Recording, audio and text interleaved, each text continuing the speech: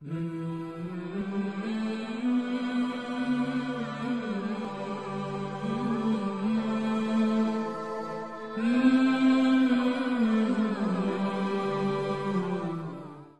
روز بہلول دربار میں حاضر تھا۔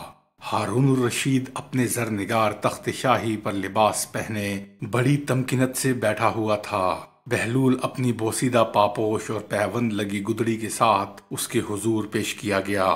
ہارون الرشید نے ایک قہر آلود نگاہ اس پر ڈالی اور خشمگی لہجے میں بولا، بہلول، تو بہت ہوشیار بنتا ہے، لیکن ہمیں پتہ چلا ہے کہ تو حکومت کے باغی موسیٰ بن جعفر کے دوست داروں میں سے ہے۔ انہی کے حکم پر تو دیوانہ بنا ہوا ہے تاکہ عوام کو ان کی طرف متوجہ کر کے ہماری حکومت کا تختہ الٹ دے۔ تو سمجھتا ہے کہ پاگل ہونے کی وجہ سے تیری کوئی پوچھ گچھ نہیں ہوگی، لیکن یاد رکھ کہ حکومت تیری طرف سے غافل نہیں ہے۔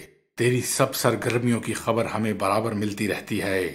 بہلول نے مضحکہ خیز صورت بنائی، ظاہر ہے کہ تمہارے نمک حلال شکاری کتے صحیح اطلاع لے کر ہی آئے ہوں گے، تو اب خلیفہ مجھ سے کیسا سلوک کریں گے؟ بھرے دربار میں مذاق اڑانے پر ہارون کو اور طیش آیا۔ تمہیں ایسا سبق سکھایا جائے گا کہ تم دوسروں کے لیے نمونہ عبرت بن جاؤ گے۔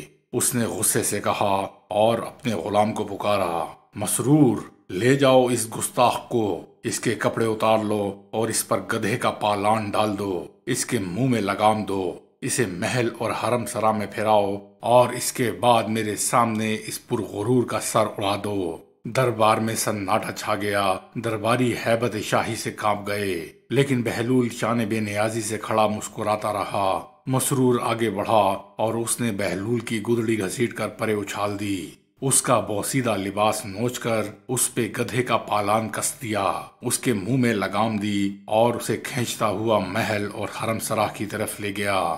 شاہی درباروں اور محل سراؤں میں انسانیت کی تذلیل روز کا معمول ہے، اس لیے بہلول کی اس حیت قضائی پر کسی کو تعجب نہیں ہوا۔ محل اور حرم سرا کے مکین انسانیت کی اس توہین کو تماشے کی طرح دیکھتے رہے۔ کسی نے نہ سوچا کہ بہلول تو دیوانہ ہے، اس لیے سزا کا مستجب نہیں، لیکن جان کے خوف نے زبانوں کو بند کر رکھا تھا، کوئی کچھ نہ کہہ سکا۔ مسرور اس کی لگام کھینچتا اسے دربار میں واپس لے آیا اور ہارون کے سامنے ادب سے جھک کر بولا، عالی جاہ، آپ کے حکم کی تعمیل ہوئی، کیا اس کی گردن اڑا دی جائے؟ ہارون نے ابھی جواب نہیں دیا تھا کہ ناگہا اس کا وزیر جعفر برمکی دربار میں داخل ہوا۔ اس نے حیرت سے بہلول کی یہ حالت دیکھی اور بولا، بہلول، خیریت تو ہے؟ ایسا کیا قصور ہو گیا ہے جو تمہاری یہ حالت بنی ہوئی ہے؟ بہلول ہنسا، جناب عالی، یہ تو کچھ بھی نہیں، ابھی تو میری گردن بھی ماری جائے گی، مگر کس جرم میں؟ جعفر برمکی نے پوچھا، میں نے ایک سچی بات کہہ دی تھی جس کے انعام میں خلیفہ نے مجھے یہ خلت فاخرہ عطا کی، اور جامِ مرگ میرا انتظار کر رہا ہے۔ ہارون الرشید کو بے ساختہ ہنسی آ گئی۔ خلیفہ کو ہنستے دیکھ کر درباری اور جعفر برمکی جو اپنی ہنسی ضبط کر رہے تھے وہ بھی ہنس پڑے۔ ہارون کا غصہ کافور ہو گیا اور اس نے شاہی حکم جاری کیا، جیسی بہلول نے کہی ہے اسے ویسی ہی خلت فاخرہ عطا کی جائے۔ خلیفہ کے اس کرم کا شکریہ، مجھے اپنی پیوند لگی گدڑی ہی غنیمت ہے۔ بہلول نے اپنی گدڑی شانے پر ڈال لی۔ بہلول کو درہم و دینار عطا کیے جائیں۔ شاہی فرمان جاری ہوا، نہیں، مجھے اہل جہنم کی پیشانیوں اور پشتوں پر لگنے والی مہروں کی ضرورت نہیں۔ بہلول چلنے پر تیار ہو گیا۔ ہارون نے اسے روکا، بہلول، اگر تم اس انعام و اکرام کو اپنے استعمال میں نہیں لانا چاہتے تو غریبوں اور محتاجوں میں بانٹ دینا، ان کا بھلا ہو جائے گا۔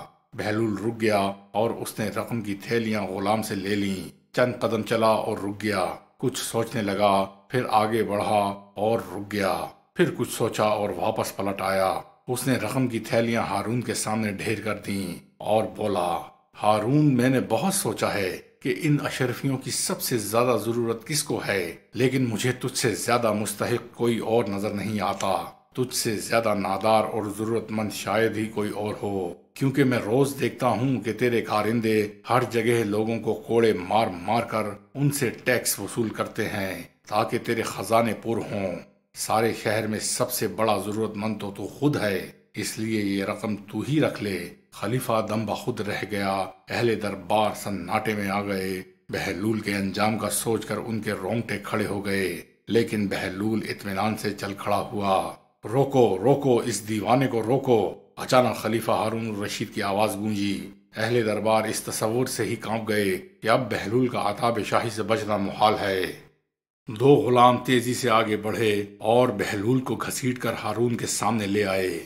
ہارون کی آنکھیں نم تھیں اور پشیمانی نے اس کی آواز کو پست کر دیا تھا۔ وہ گہری سانس لے کر بولا، بہلول، تیری دیوانگی ہم جیسے ہوش مندوں کے لیے ایک نعمت ہے۔ تیری اس بات نے میرے دل کو نرم کر دیا ہے۔ میرا جی چاہتا ہے کہ تجھ سے کچھ پند و نصیحت کی فرمائش کروں۔